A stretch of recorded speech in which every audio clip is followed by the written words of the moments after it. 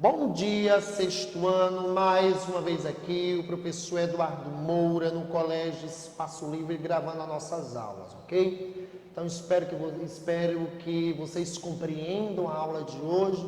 Lembrando que essa semana e a outra, a gente ainda tem a sala de aula virtual, onde eu vou me aprofundar principalmente, no tema referente ao feudalismo, ok? Então, meus amores, eu quero que vocês abram aí o livro de vocês na página 166. E aqui, do capítulo em questão, que vem a ser, que vai abordar o reino dos francos, que é o capítulo 2 da unidade 6, certo? Que já vai abordar o tema Idade Média. E aqui a gente vai abordar os francos, que eram um dos povos bárbaros. Então, quem eram os bárbaros? Eram aqueles povos que viviam além, das fronteiras do Império Romano, ou seja, aqueles povos que não tinham a cultura romana, ok? Então, eu vou começar aqui a partir da página 166, principalmente, meus amores, a partir daqui do segundo parágrafo da página 166, que aqui o destaque que eu vou dar vem a ser o governo de Carlos Magno, certo? Que a partir, certo, de 742, 814, aqui lembrando da era cristã.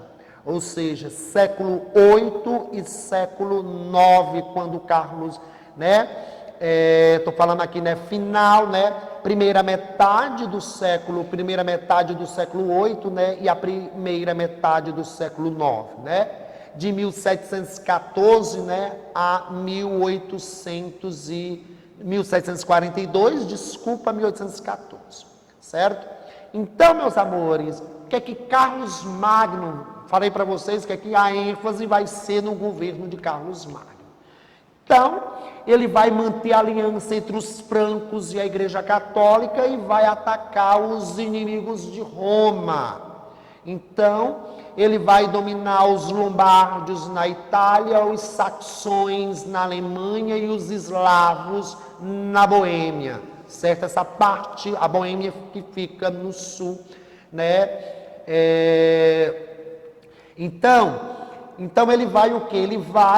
Ele domina os lombardos na Itália, repetindo aqui, os saxões na Alemanha e os eslavos na Boêmia, que hoje equivale ao território, da chamada República Tcheca.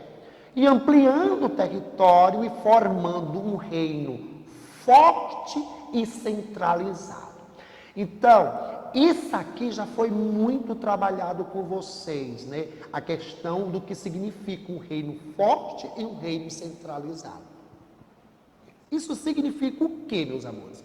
Significa dizer que ele concentra poder, certo? Significa dizer que, no caso aqui, Carlos Magno, ele vai ser um governante que vai ter muitos poderes para governar o estado onde ele reina e governa. É claro, porque todo estado ele tem que ter um governo.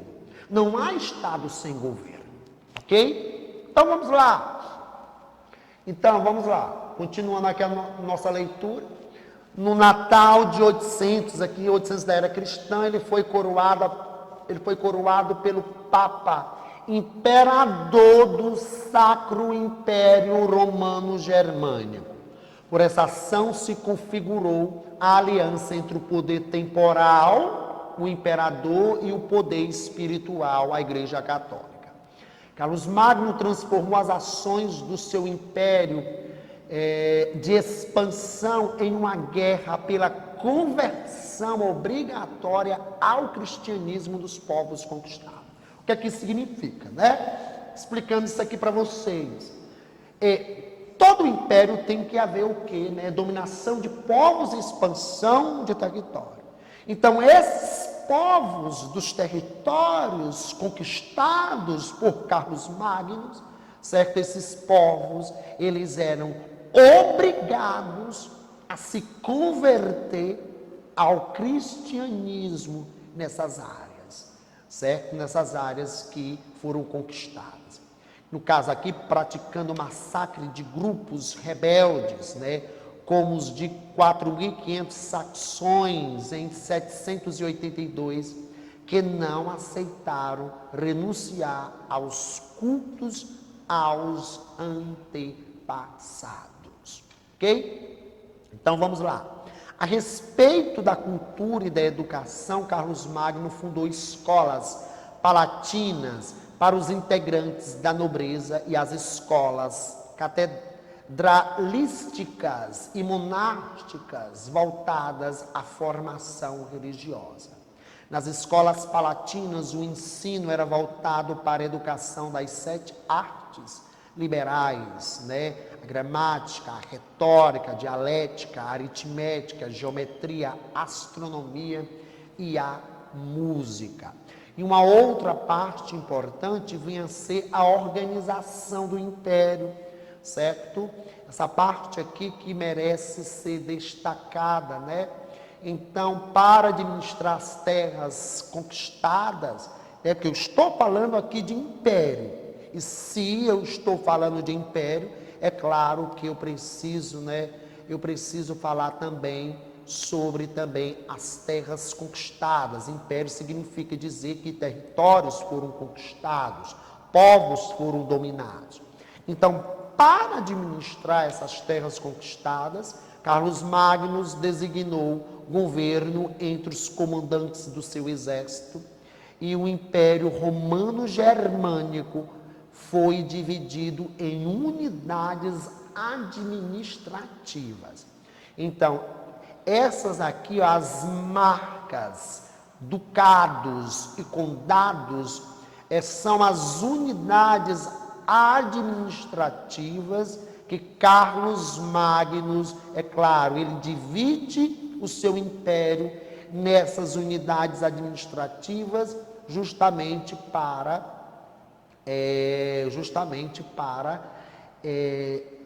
né, esse império ser melhor governado, ok? Então, o que eram as marcas, né? Eram regiões de fronteiras ou litorâneas, né, que eram administradas pelos marqueses. Lembrando que depois, o marquês vai se tornar um título de nobreza, como duques e como condes também depois se tornam títulos de nobreza. Beleza? Então, ele vai dividir o seu império em marcas, que são essas regiões de fronteiras ou litorâneas. Nós vamos ter também os ducados, que eram áreas próximas aos condados, que eram administradas pelos duques, e os condados, que eram as áreas centrais do império, administrada pelos condes, né, que recolhiam os impostos e executavam a justiça. Era claro que no caso das marcas, ducados e condados eram pessoas de confiança de Carlos Magno. Claro que não eram qualquer pessoa, ok? Mas algo também importante no seu governo diz respeito, essa parte aqui que eu quero ler para vocês, certo? O reino franco, por muito tempo administrado por leis orais, e Carlos Magno buscou estabelecer um governo fundamentado em leis escritas e em latim. Lembrando que aqui nós estamos na chamada Alta Idade Média. Significa dizer o quê? Significa dizer que a língua que predominava, certo, na Alta Idade Média ainda era o latim. Beleza? Determinou a organização de uma legislação chamada de capitulares. Esse foi um dos poucos códigos de leis escritas durante o início da Idade Média, ok? É a Idade Média que a gente vai se aprofundar mais, certo? Mais agora, no próximo capítulo, que eu ainda vou trabalhar hoje aqui com vocês. Beleza? Então, um vasto império. Então, Carlos Magno morre e nós vamos ter a divisão, a divisão do império, certo? A divisão do império de Carlos Magno entre os seus herdeiros, ok? E agora, meus amores, esse tema vou me aprofundar ainda mais na quinta-feira na sala de aula virtual. Agora eu quero passar para o capítulo posterior, para o nosso último capítulo, ok? Que a gente vai trabalhar o chamado feudalismo, certo? Gente, lembrando a vocês, eu até comentei na aula passada que esse tema, né, até ano passado, o tema feudalismo, né, ele era trabalhado, certo, a partir do 7º ano. E esse ano, né, ele está sendo trabalhado a partir do 6º ano. Beleza? Então, a Idade Média, né? A Idade Média, ela vai de 476, né, com a queda do grandioso Império Romano do Ocidente até a queda de Constantinopla. É um período de 977 anos. E aqui eu já posso falar de uma civilização medieval. E aqui vou trabalhar com vocês de um modo genérico, certo? Sobre os principais aspectos, né, desse contexto histórico que a gente chama de Idade Média ou período medieval. Beleza? Então, nós ainda temos duas salas de aula virtuais, beleza? Onde eu vou me aprofundar sobre o tema aqui em questão. Mas vamos lá.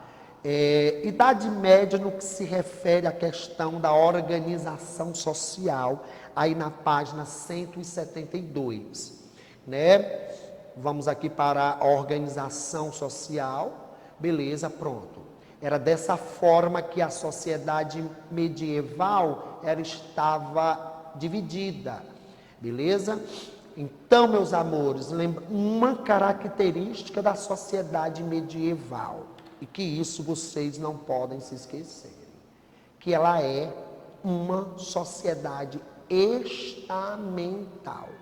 O que é que isso significa, Eduardo? Que não há mobilidade social. Então, a Idade Média, né, a Europa medieval, no que se refere à sua estrutura social, era uma estrutura social rígida.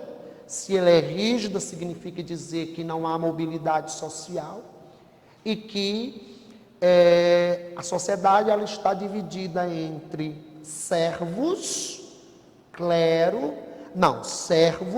nobreza e o clero. Beleza? O que é que significa dizer isso? Quem nasce na servidão, morre na servidão. Ou seja, uma pessoa que nasceu nessa ordem social chamada de servidão, ele nasce servo e morre servo. Então, por isso que ela é uma sociedade estamental.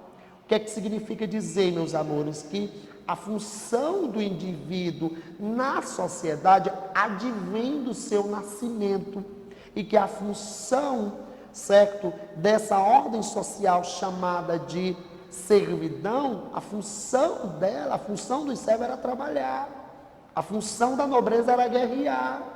Quem nascia nobre morria nobre e quem nascia servo morria servo. A função da nobreza era guerrear e a função do clero era rezar. Lembrando que é um contexto histórico em que a religião ela é muito forte, muito presente na vida das pessoas, ok? Por quê? Porque a Igreja Católica, né? Temos aí a partir da página 175, a Igreja Católica se torna autoridade do mundo medieval, ok? E no que se refere ao aspecto político, então nós podemos falar de descentralização do poder político. Por quê? Porque quando se fala de Europa medieval, e aqui eu estou me referindo à parte ocidental da velha Europa, beleza? Então, a Europa medieval ela estava dividida em feudos, certo? E que eu vou explicar isso, me aprofundar isso, principalmente na sala de aula virtual. Que era o feudo, né? O feudo, em cada feudo havia uma autoridade máxima que era o senhor feudal. O senhor feudal que podia ser um conde, que podia ser um marquês, que podia ser, certo, um conde, marquês, certo, um visconde e assim por diante, um duque e assim por diante. Então, em um feudo, né, o feudo também, né, era a terra, certo? E nesta terra havia o castelo, né, que moravam os senhores feudais mais ricos e havia os servos, né, que trabalhavam nas terras dos senhores feudais, em troca de quê? Em troca de proteção, ok? E ele era a autoridade máxima no feudo. Todos no feudo deveriam obedecer ao senhor feudal, beleza? E no que se refere à questão da economia, na Europa feudal, a principal atividade econômica era a agricultura. Terra era sinônimo, terra significava riqueza, ok? Então aqui eu falei do aspecto político, né? A descentralização do poder político, por quê? Porque em cada feudo a autoridade máxima era o senhor feudal. No aspecto econômico, a agricultura era a principal atividade econômica e a relação de trabalho predominante era a relação de trabalho servil. Lembrando que o servo, ele não é escravo, ele está preso à terra, mas ele não é escravo, porque o servo, ele não é propriedade do seu, ele deve obediência ao seu senhor, mas ele não é propriedade do seu senhor, porque é uma troca. O servo trabalha e, no caso, o senhor feudal, que é a nobreza, protege, guerreia, ok? E no que se refere no campo da sociedade, era uma sociedade estamental, significa dizer, se eu nasci na servidão, eu morro na servidão. Um servo, ele, né, não há uma mobilidade social, não há uma mudança de ordem social da servidão para a nobreza e nem da nobreza para a servidão, ok? E aqui, meus amores, falei para vocês, vou me aprofundar ainda mais sobre esse tema com vocês, Europa medieval, com vocês. Então, falei aqui de um modo genérico, certo? No que se refere a esses dois capítulos, beleza? Mas o último capítulo é o que eu irei me aprofundar ainda mais. Então, aqui encerro minha aula com vocês, ok? Espero que vocês tenham compreendido um pouco da aula em questão. Não se preocupe que quinta-feira eu irei me aprofundar principalmente nos principais aspectos da Europa medieval. Beleza? Só aspecto político, econômico e social. Tudo de bom para vocês. Até a nossa próxima aula, meus amores. Tchau, tchau.